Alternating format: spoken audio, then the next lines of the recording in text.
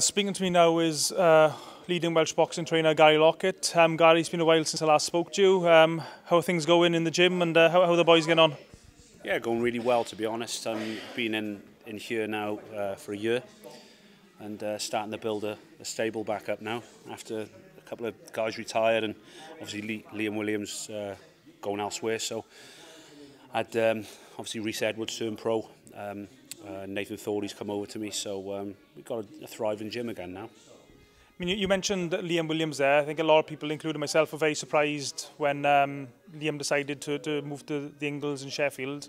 Can you just tell us how that came about? Did he mention it to you, or did you suggest it to him, or was it how did the move take place? No, I saw it coming, I think, and I think Liam needs to be around lots of people. And it got to the stage where a couple of people retired, a couple of people were injured. So Liam, you found Liam coming in the gym. And it was just me and him, and I thought he's not going to have that for long. He needs to be around a buzzing gym. So I saw it coming, to be honest. But look, if he thinks he can better himself by going elsewhere, then he's got to do it because he only gets one chance at it. And that's not to say that it was easy for me, because it wasn't. But good luck to Liam. We're still in touch and still have a coffee every now and again and go over things. So yeah, really good luck to him.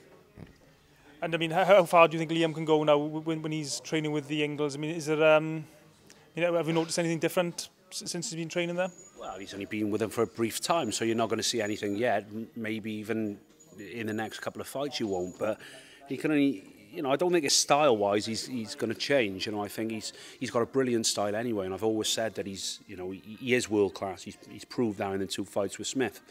But I think it'll be maybe the quality of the people that he's around, because Liam's one of those who likes to watch others and learn off others. So I think that'll be the main difference. And I still think, against the right opponent, he can be world champion. Obviously, there's guys that are elite fighters, and sometimes you have to be realistic. But he can certainly beat the likes of the guys that are not elite level.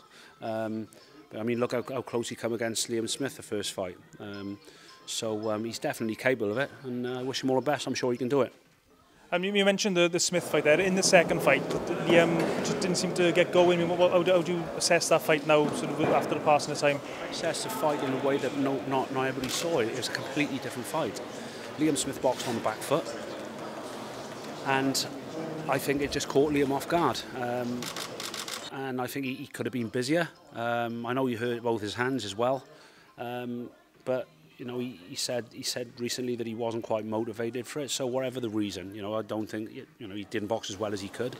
Certainly not as well as the first fight. But as I say, in the first fight, Smith played right into his hands. He just came forward. Whereas in the second fight, he thought, well, maybe I shouldn't do that this time. And I think it just threw Liam off a little bit. But listen, at the end of the day, it was all learning, and it came very early to him. He only had sort of 17 fights on the first one, whereas Smith has had 10 fights more and a lot more experience. So those fights, don't forget, two back-to-back. I know it was an interim title and an eliminator, but really you can class them as world title fights because they were against an ex-world champion. So they came very early for him, and obviously they're going to stand him in good stead because he performed really well in both of them. And I think it's great to see as well, Guy, that you and Liam have, as you just mentioned, you're still friends, you're still in contact, there's no bitterness between you, which is great to see, I think. No, nothing at all, definitely not, because it's as I previously mentioned, he's if he thinks he can do better elsewhere, he only gets one chance at it. And it's like Tony Bell, who said something the other day, a boxer gets one chance at it, whereas a trainer gets the chance with lots and lots of different fighters. So, good luck to him, and I think he's gone to a really good stable. With good people around him, Jason Quigley, Billy Joe Saunders, Cal Brook, Kid Galahad, to name a few. So he's going to learn off those guys, he's going to learn off Dominic, and he's going to thrive on the atmosphere as well in the gym. A new boxer that's joined your stable, Nathan Thorley. Commonwealth Games, lots of potential. He's boxed on television a couple of times now. I mean, how excited are you for Nathan to be joining your stable? Yeah, he's good. He's the guy that's sort of a good mate of his, Dennis Williams. He's been a mate of mine for years anyway. So it's good to be working with Nathan. I don't know. I can see the way that what I want to do with him. Whether he can adapt to that, I suppose we'll see. But you know, he's got plenty of ability, plenty of potential, and he hits a lot harder than what I thought he did as well. So he's a big lump. He's got those long levers, and at the end of those long levers, some serious power. So another one who's trying to smash my arms and my shoulders in at the moment. So, from a trainer's point of view, how difficult is it to get to change a boxer who's got an established style and he's used to training a certain way? From your point of view, how difficult is it to get a guy to fight the way you want them to fight? Well, I tried to take a guy, and everybody's got different styles, and I think it's important to treat them all as individuals and trying to get them to fight in the style you think is best. I mean, he's obviously well schooled, you know, very well schooled. Carries his chin a little bit high, his back's a little bit straight. So I'd like to see him sort of lower himself a little bit, lose his size, especially when he's under attack. And there's not really a lot more, you know, as long as he tucks his chin and he improves his defence. We had to work on that with another fella you might have heard of, Enzo Macronelli. So, you know, we worked pretty well together. So that'll stand me in good stead working with Nathan. But you know, as I say, he's done everything right so far. You know, he got dropped in his last fight, which he shouldn't have got hit with that shot. He shouldn't have found himself down there against the calibre of the opponent. Maybe it was because of the calibre of the opponent. Maybe he took his eyes off the ball. I don't know, but there's certainly improvements to be made, and I know Nathan's really enjoying it here. And he's a good boy to listen as well, so I'm really enjoying working with him. One of your boxers that doesn't seem to have any luck at all is Rhys Jenkins. In his last fight, the fight which he was in the fight, he got very badly cut and the fight was ruled a draw. When can we see Rhys out again? Well, the cut was really bad, and it was we waited 3.5 hours in a Glasgow hospital.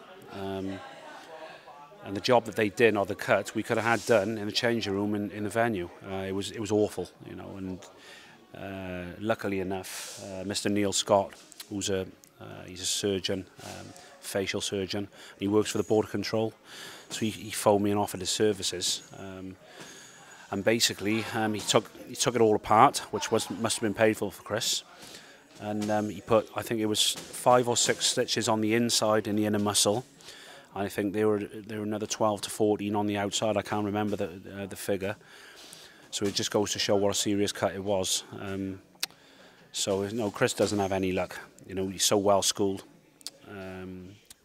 He's got a lot of experience, and you see that when he spars with all these people around the country. You know, he's such a class fighter. Just needs a bit of luck. You know, he hasn't got a promoter behind him. So what we've had to do the last few times is take fights, away fights against guys who have big promoters, and he hasn't been soundly beaten by anyone. You know, I think he lost a Tyrone Nurse fight, which I thought was very close, and then the others since, he hasn't been beaten convincingly. I know he lost to sort of Ennis Brown up there, and he was losing on points, but he got a clash of heads in the third round, second round, which completely changed the fight because Rhys, it was all flooding into his eye.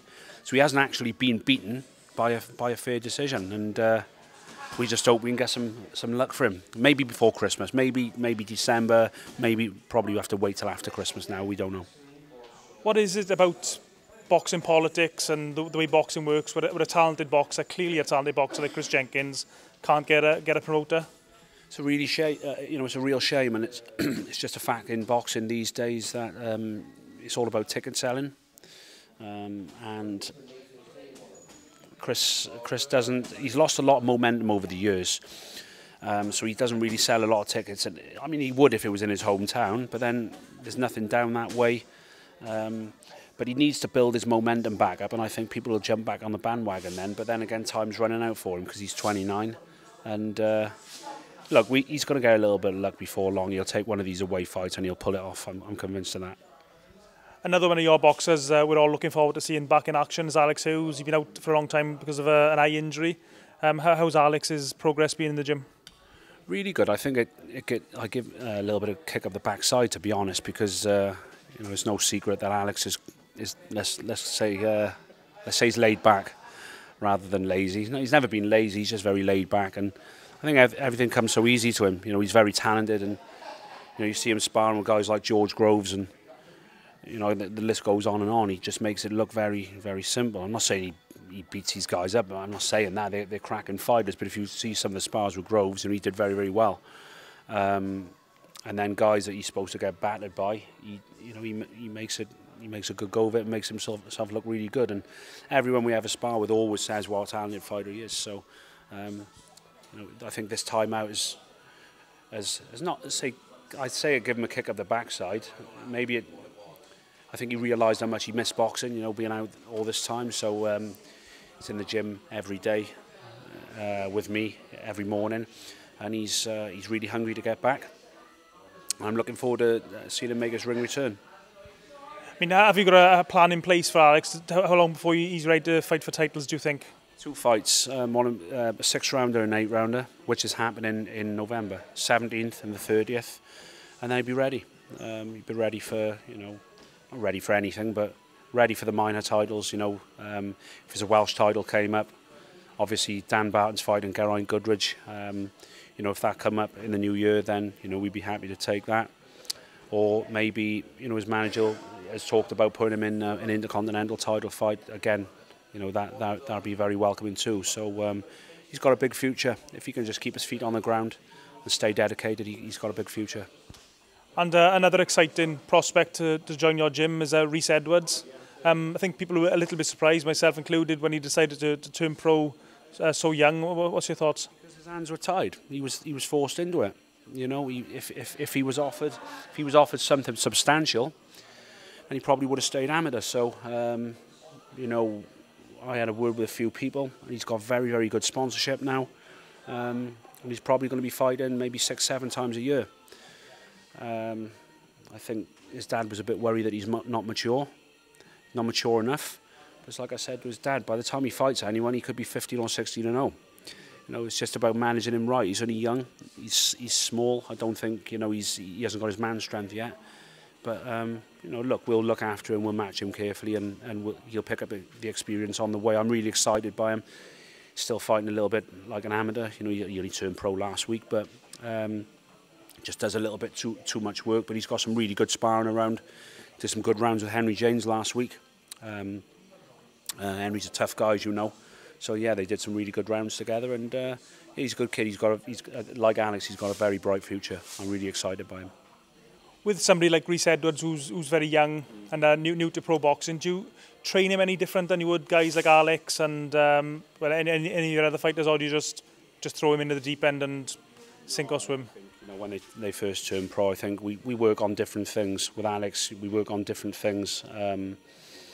With Rhys, I think you've got to just get him out of that fast style, throwing too many punches, energy management really, throwing too many punches in the round. You don't need to do 3 rounds work in a 4-round fight, or 3 rounds work in a 6-round fight. It's quite simple really, but obviously when you're in a position being an amateur, and he's been an amateur, he's been fighting for sort of 8 years, he's used to fighting in one style, throwing so many punches, so he just needs to slow down a little bit and make the power shots that he does throw, he needs to make them count rather than waste energy. Are there any of the other fighters you want to mention, Guy, that I've missed out? Yeah, we got Jay Harris. Jay Harris defending his title November the 3rd. Obviously, I managed Jay. His dad Peter trains him. But, he's had awful luck and not been treated very well at all. Won his Commonwealth title in February 2017. Has never defended it. So it's heartbreaking for the kid. But we finally gets a chance to do it now on November the 3rd in York Hall, and it's against Ross Murray from Scotland, who's a decent fighter. I think he's 9-1, so that'll be good for Jay. Got Meredith Thomas on the undercard. Meredith's a good kid, learning all the time. He's only 2-0. He's had his fair share of bad luck as well. I mean, the last fight he was supposed to have in the Vale Sports Arena. The guy was held at customs, and then there was a bill he was supposed to box on before, which was cancelled. Then there was another one where he didn't get licensed by the board. We were too late. So I'm sure the luck's going to change this year. I'm sure, or the coming year, let's say. How healthy would you say Welsh professional boxing is at the moment? I mean, there seems to be lots of shows on, but it seems a lot of pressure on the fighters to sell tickets, as you alluded to earlier. Jacob Lovell's just turned pro as well. He's turned pro with MTK, and and I'm obviously training Jacob, and he wanted to turn pro me about 8 months ago, and I told him, don't do it yet, stay amateur. And I think he was a little bit gutted, but what I said was, I said Welsh boxing is on its ass at the moment because there's no bills, there's no, you know.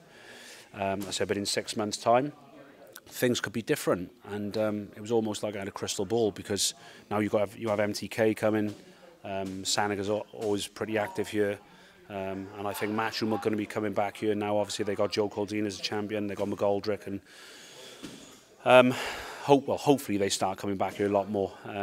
So it's a different situation now to what it was 6-8 months ago, isn't it? So there's a lot more bills on, and obviously Mo Pryor, who's my good friend, he's going to be very active here now because he manages quite a few fighters down here as well. So it's a lot better now than what it was. I wouldn't say it's thriving, but it's a lot better than what it was.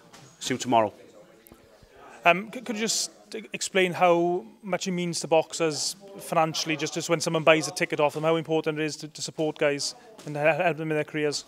You know, this is the thing that people seldom realise. You know, the ticket buying for the boxer, unless he's got big sponsorship or unless he's with a big promoter, the ticket selling is everything because he only gets a third of that money most of the time, and a lot of the time he doesn't even get a third of that money. So if he raises $3,000, he might get just below a third of it. Someone like Jay Harris, for instance, if he only sold $3,000 worth of tickets on a small hall bill, because he's a champion, his opponent would cost a lot more. So he could come up with 300 or 400 quid. And people think that people who don't know boxing, they think all boxers are rich, but every single one is in the same position. A lot of these kids, they love the sport. They pick up a pittance when they fight, but they love it so much that they carry on. It probably costs them more to fight. The training camp, travelling back and forth, the gym, their nutrition, and their gear. It probably costs them more to fight than what they get in the fights. So yeah, it's very, very important. You put an MMA event anywhere in Wales and it sells out. You put a boxing event anywhere in Wales, people don't turn up. I don't really understand why that is. I understand that MMA is it's a thriving sport at the moment. Obviously, Jack Shaw, we just had Jack Shaw on the weekend, and a couple of the other guys.